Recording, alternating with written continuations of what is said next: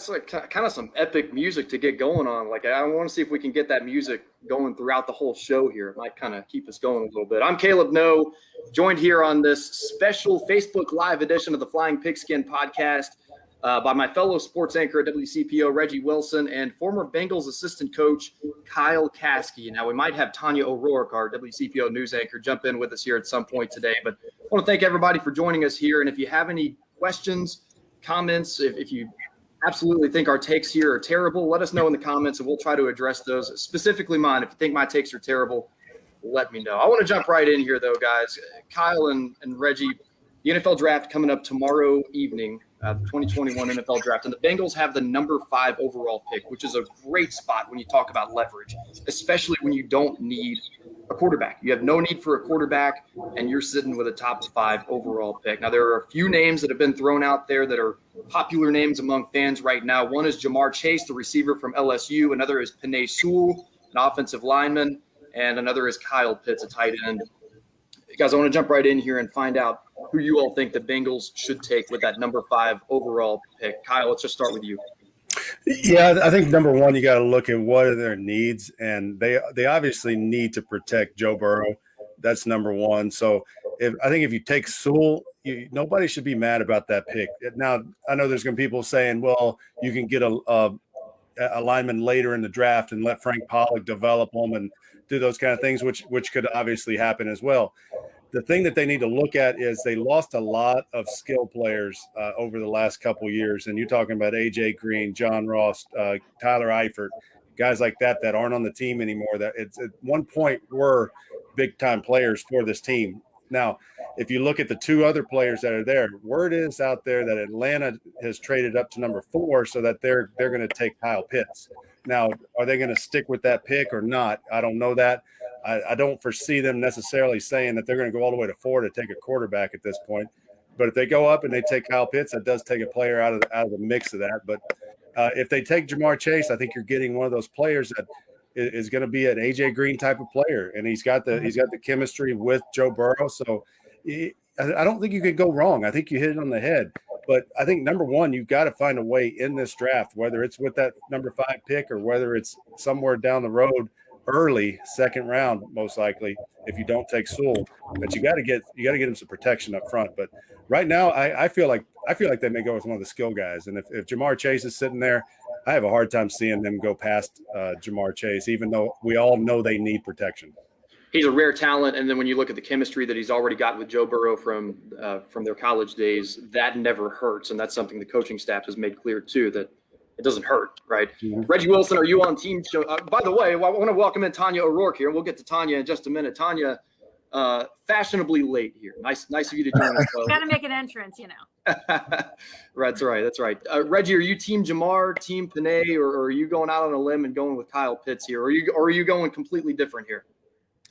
Yeah, to Kyle's point, I've been seeing reports that like his former team, the Lions, are interested in trading up to number 4 to get Kyle Pitts. So he may not even be there by the time the Bengals draft at 5. I'm a former big guy. I used to be I had a spell as a lineman in high school, and I know how important protection is. And I think I want to go with Team Sewell. I think, if you go back and you look at, just what the fans have wanted and all the hype that was around Penei Sewell leading up, to this point, especially during last season, I think he is the guy for the Bengals. I just don't know. Chase is the sexy pick right now because, he's the flash guy. And I was laughing because Jay Morrison from The Athletic tweeted out a picture of A.J. Green back in the day, on this day, several years ago. His joke was that they drafted Green when they had other needs for the team, and that worked out pretty well for the team. So I can understand that people would be enamored with Chase, but I think they signed Riley Reef. I'm not sure if he's a long-term answer on that offensive line, but Penei Sewell is, Mel Kiper called him a generational talent. I don't know that you pass a guy like that up. Tanya O'Rourke. I'm just going to go ahead and say this right here. And let me first, I just want to go through the comments here. Brian says, "Who day?" We got some fans on here asking for an offensive lineman, saying protect the quarterback, just win, Who day for life. I want to get to Tanya O'Rourke here, and I wish that we could go back to the Flying Pigskin podcast from the fall and take every comment that Tanya made about the offensive line and string those together into it would one. Sound like a repeat.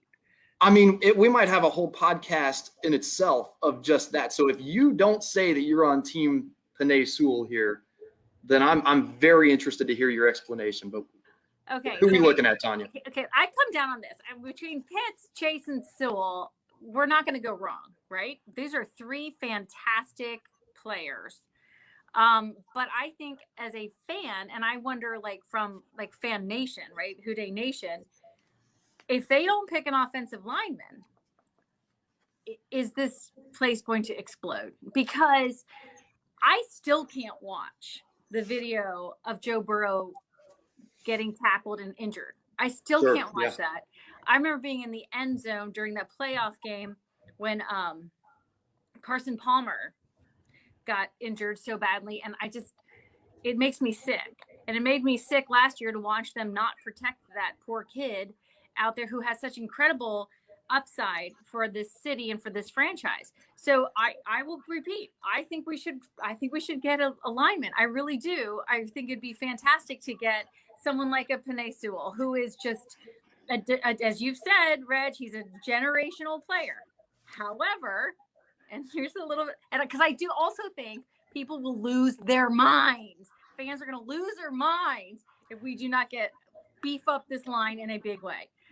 But by the fall is what you're saying. You don't necessarily mean in the first round of the NFL draft.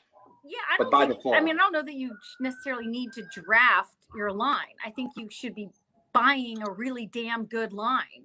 Why can't we do that? I don't understand why we haven't done that yet. I don't know why we weren't doing that. But I mean, please, someone explain to me. You guys are smarter than I am. I think Kyle just now tried to. Well, subtly. I wasn't on here, so Kyle, you'll have to explain it to me. But here's the thing. I don't think we'll go wrong with Jamar Chase, of course. I mean, my gosh, they obviously have a connection. They can do very well together. And I think that Joe Burrow is probably, my guess is, saying, look, I like this guy. We really do well together. And there's something to that. But if he can't get the ball out of his hands, what does it matter? What does it matter? And then Kyle Pitts, like, if he's available, now what do you do? I mean, there's for sure, it's possible that at least that one of these guys is gone by the time we get to the fifth pick. One of these guys is probably gone, right? Because you know they're going to be three quarterbacks probably gone off the top. But then it's possible that Pitts is gone. So I don't know. I still say we should take a lineman. I hate passing up any of these guys because I think they're all so incredible and I don't want to see them on the other side of the ball. But I really think Who Day Nation is going to explode if we don't shore up that line in a big way in this draft or before August. It's going to be ugly around here. We can add that to the list of sound bites from Tanya O'Rourke about the offensive line. Who Day Nation will explode, or whatever you just said. Maybe I'm a mom, and maybe I just hate seeing someone go down and get hurt. I just feel like you want to protect your children, right? You want to. These are our guys. These are our teammates. Why wouldn't we want to protect these people? It makes me crazy. Okay, so Lawrence Bragg said we are picking Chase. This draft is filled with offensive linemen, and we can get a good offensive line. We can get a good O-line in the second round. I mean, I think that's an interesting point there. J-Dub says protection was not the issue. Having him drop back 35 to 40 times a game was. They're a great offensive, great lineman in this draft. Can't pass on Chase. So, and Reggie, you know how I am with like analogies and stuff, and I always like to try to make a comparison. So I was talking to somebody the other day, and I said, it's like you go in Target and you're looking for patio furniture. Oh, come on. You need patio furniture, right? Uh-huh. Then you see the newest Apple Watch or the newest Apple Watch, and you're like, man, that's like the newest, shiniest, like most amazing looking thing, and you end up walking out of there with the Apple Watch. But the more I thought, and so I was like, no, we need the patio furniture. I'm talking about the offensive line, right? We need the patio furniture. It's functional. We need it. It's part of our everyday lives. We don't need the shiny object being Jamar Chase right now. But then I thought about it, and I was like, I agree with some of these comments that we can go in and get the Apple Watch, the shiny object, and also come away with maybe not the patio furniture that we expected to go in there and get. We can still come out of there with some pretty good patio furniture. That's my take on the first round of the draft here. I like that. I like it. Caleb, I had a point too, because I talked to Kyle this past weekend, and he mentioned Frank Pollack and him being back. You know, a lot of people raved about him. You know, for those who may be a little bit on the fence about taking a lineman maybe in the later rounds, I think, you know, the confidence should be in the offensive line coach, Frank Pollack, being able to develop some of this talent. Maybe they can take a chance on a guy like Chase, the nice Apple Watch. And then also to the viewer's comment, J-Dub, I talked to Ben Baby for the story that just aired last night. And he made a point that, you know, Burrow has to get better in his decision making, being a little bit quicker to get the ball out. And maybe some of these hits that he took could have been avoided. So that's also a thing. Kyle, do you feel confident that the Bengals would be able to find a quality offensive lineman later on in the draft? Or I guess as a broader way to ask the question, can the Bengals beef up that offensive line without taking Penei Sewell in the first round? Is that a realistic thought? Yeah, it's a realistic thought. And I think you got to go all the way back and look at arguably one of the best linemen that's ever played for the Bengals and probably will be in that ring of honor within the next 4 or 5 years is Andrew Whitworth. And Andrew Whitworth was taken in the second round. Clint Bowling, I believe, was taken in the 4th or the 5th round. And Clint Bowling played for 8 years or so at a very high level for the Bengals. And you can do that. You just got to do your research. And I know Frank Pollack, I worked with the guy. I understand what he's about. And he's going to go in there and he's going to have these guys figured out. And he's going to bring in a guy that's going to come in and whoever he brings in, whether it's a first round guy or whether it's somebody down the road, and they'll find a way to plug and play this guy with Frank. And I do want to make a point too, and I think this goes into what we're talking about here as well, is we talk about protection. One of the best forms of protection in the National Football League is establishing a run game so that you can establish a play action game. If you go look at the teams that run play action passes and play action protections, naked, those kind of things where they're moving the quarterback around where he's not dropping straight back, those are the teams that have fewer sacks because it allows those other teams, it slows the rush down. And then obviously you've got Joe Mixon, use Joe Mixon, make Joe Mixon the biggest part of the offense as you can make him, and then let Joe Burrow just have fun on the other plays when you don't hand it to him. Yeah, and you've got a quarterback in Joe Burrow that's good with that type of scheme and can run that offense. Yeah, no doubt. And the thing about Joe Burrow, and he is the future of this franchise, and he's the future of everything that they need to do and needs to be built around him. Now, obviously, defense and all that stuff. So you still got to get your defense and things, but as an offense, you got to build everything around this guy because he's special. Those guys don't come around very often, and I think everybody saw it. Everybody knows it. I think everybody who's coaching against him understands how good he is too. May I interject? No. Yes, of course you can interject. Don't ask my permission. Get it. Come on. Well, I think it's close to 85% of the Bengals plays last year will run with 3 wide receivers, and so I think it feels as what I was trying to say at the beginning is it feels like we're going to go wide receiver. And I guess we should just be okay with that. But I want to ask kind of Kyle is how much, because you're saying Joe Burrow, this is our guy. This is our guy for the future. So how much weight does he have right now in who we draft? If he says, look, I want this guy because this guy's going to make us better. Is that important? I think it is, and I think they do listen to him. He's not going to be the one making the decision, and I believe that anybody that's ever been involved in behind the scenes of a draft understands that if a player knows a player, that you ask him because he knows, like Burrow knows Jamar Chase better than anybody in that building. So why not ask him about what are the things that he brings to the team that maybe we don't see? And it would help out a lot, but I don't think he's going to go in and say, I want Sewell or I want Chase or I want Pitts. He's going to go in and he's going to say, you give me Sewell, hey, great. I'll find somebody else to throw the ball to. But if you give me Chase, just know the ball's going to him, just like it was when we took A.J. Green. Kyle, you've spent, give or take, a decade on NFL coaching staff. So I want to kind of pick your brain a little bit on what it's like to be in one of these war rooms, what it's like to prepare for a draft. I mean, it's like, ideally, I would assume it's one of those things where you go into the draft and the draft is the easy part, where like you've already done so much prep work that you know what you're doing come draft night. But I would assume it's not like that on draft night. I would assume it gets crazy at times. What is it like to be in one of those war rooms and to be behind the scenes during the draft? So you hit it on the head. All the work's been done, but the problem is you don't know what's going to happen. So it's like a puzzle that's going to be put together, and you don't know which piece is going where. And especially if you're picking number 5, you kind of have a good idea of which guys you're going to get, so you can narrow it down to like these 3, like we're talking more about. so than if you're picking like 15th or 20th or something. But yeah, I mean, there are still some things that can shift around here or there. And that's why a lot of teams like that might be drafting in the mid-20s. You see those guys, they go ahead and trade back out because they don't have to deal with a first-round contract, and they're not really losing that much.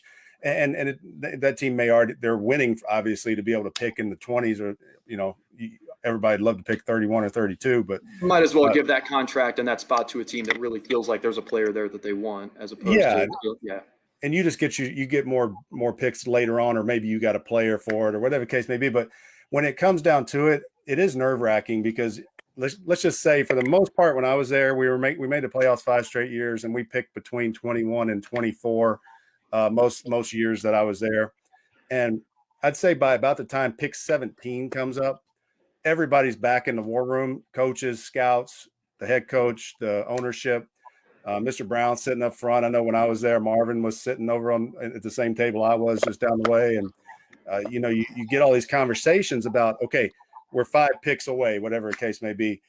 What 5 players do we want to look at now? And then as those 5 players, so we say, okay, we got 5 picks. Here's the 5 players we want in this order. And as they start coming off the board, you say, okay, all right, our number 1 guy just came off the board. Tick him off. All right, do we still want to keep this hierarchy of players between those next 4?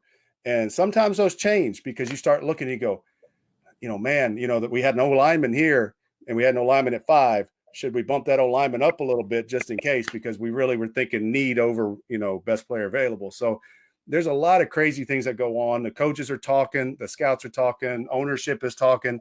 And when it comes down to it, at least when I was there, Mr. Brown would ask he'd say, I want to know, who do you want? Kyle, we're taking a running back right now. We had 2 running backs up there. Which one do you want? And then I'd say it. You go over to Hugh Jackson. Which one do you want? Go over to Marvin. Which one do you want? And then go through the scouts with Duke and everybody. And then by the time it was done, he had a little tag and he'd hand it over. And I mean, when you actually get a guy, when it's one of your guys that you put so much time into, like when we drafted Joe Mixon, I was ecstatic. I mean, I was damn near running up and down the halls when we took him, because I knew how good a player we got. And I knew how much work I'd put into him.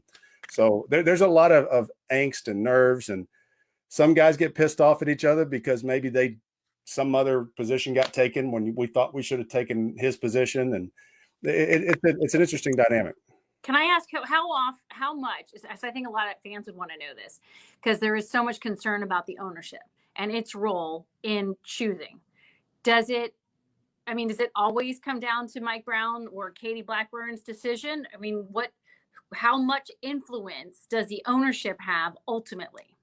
They ultimately have the final call. I will say that. And that's the way it was, at least. Now, I haven't been in there for 2 years. So I was with Detroit, obviously. And that whole situation was a totally different. Everything was done differently there. We were not in the draft room in Detroit. So, but with the Bengals, it came down to Mike Brown. But I will say this, before he makes a decision, though, everybody gets their input.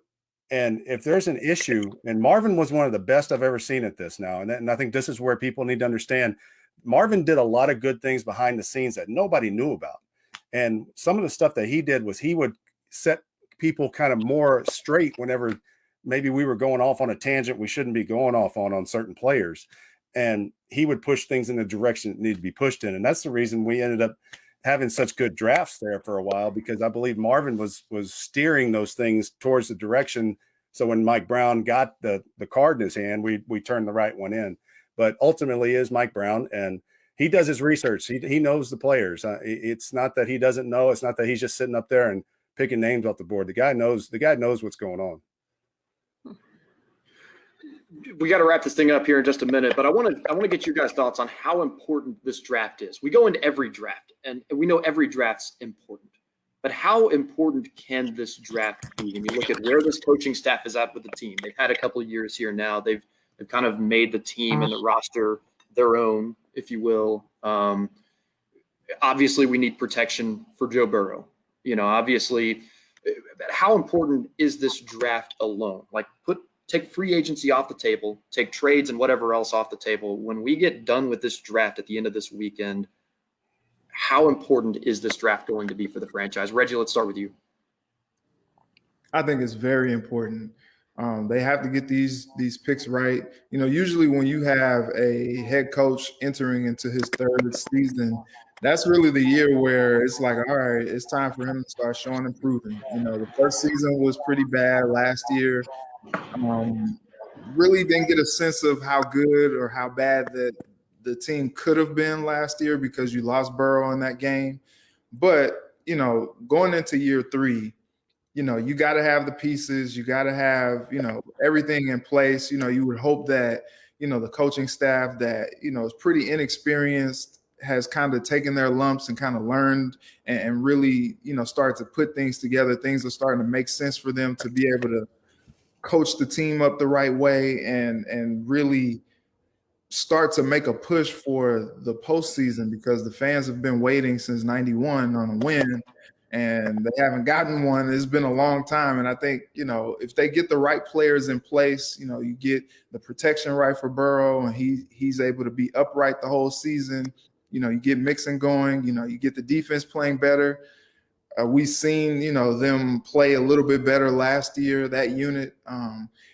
It's time. It's make or break time for them to do what they need to do. And it starts with, having another good draft. I think last year's draft was pretty solid for them. They got a lot of players who, made an impact, who were able to, kind of grow and hope that they make another step this year to kind of help improve the team. But these guys this year that they drafted, it's going to be very important that they get these picks right so that they can move in the direction that fans want to see them go in. So, Kyle, if this draft is going to be important, if it's going to be a turning point for this franchise, why is that? And how will that happen if this is going to be a turning point? All right, I'm going to compare this to another year, and that year was 2011. And you got to remember 2011 was a lockout year. So, and this was also the year we had gone, I believe, 4-12 in 2010. Carson Palmer was in his retirement mode. So you were dealing with a lot of things. And so you're looking at a quarterback just like Burrow coming off of an injury, and you're trying to figure out a way, how do I build this team around him? But look at what we did in 2011. Number 4 pick, and you took A.J. Green. Well, what was one of the biggest needs was a quarterback. You didn't have a quarterback. And so you look at the second round, and it fell all the way down there. We took Andy Dalton, and I think everybody would agree Andy Dalton may not have ever gotten us over the point with the Bengals to where we were winning the playoff game, which obviously he didn't even play in that 2015 playoff game. But you look at that, he was a really good quarterback for this program. And I think that's the type of draft this is. You talk about getting a very, very big-time playmaker in the first round, and then somebody else to solidify the rest of that offense in the second and the third, or whatever the case may be. They did so much on defense in free agency, and they got Riley Reef as a tackle in free agency on offense. So I don't think they necessarily need to say, okay, we got to take defense round 2, defense, whatever. Solidify this offense, get it where it needs to be, let them go score a ton of points. And but I think that's where they need to go. And I think it's a lot like 2011.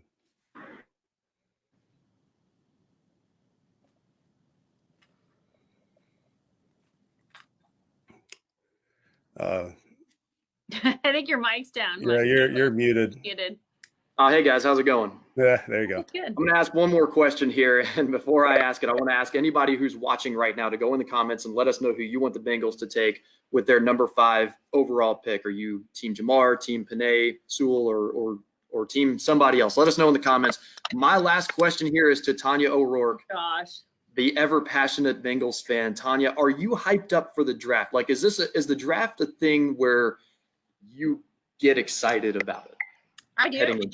I really do. I get excited about the draft. Actually, I will say, like, this year, I don't know if it's like pandemic something. I don't know. But I wasn't as excited until the last couple of days. And then I started, really paying attention and getting into it and, thinking about it more. And I love watching this go down. I like watching the drama. I don't love the later rounds so much, but I do love that first round. It's fantastic to watch. It's the ultimate in what's going to happen next. I think it's great. I love the drama. All right, we do too. We're looking forward to it. You, to anybody out there watching, you can watch the draft on WCPO starting tomorrow evening. We are looking forward to that. And one more thing I want to mention, I told Kyle before we got on here, I was like, man, you can't do too well on this call, because if you do, we're going to be calling you like every week trying to get your input. But you did pretty well, so we'll be calling you back in the future, man. I appreciate you joining. Lucky guy. Hey, let's do it. I'm all for it. Let's go. You're hired. We're paying Skittles. Hey, that's okay. I like Skittles. Throw some sweet tarts in there, and I'm even better. Perfect. We'll keep that in mind. Hey, keep in mind, if you're watching out there, we do this podcast every week during the season. We wrap up the game that just happened and take a look ahead to the game coming up. We do it every single week, and we're hoping to have a lot more wins to talk about this fall. And hopefully tomorrow night's or this weekend's draft will go a long way in making that happen. Thank you again to Kyle, Tanya, and Reggie for joining me. I'm Caleb Noe with WCPO. Join us again this fall. And as always, Hoo Day. Hoo Day.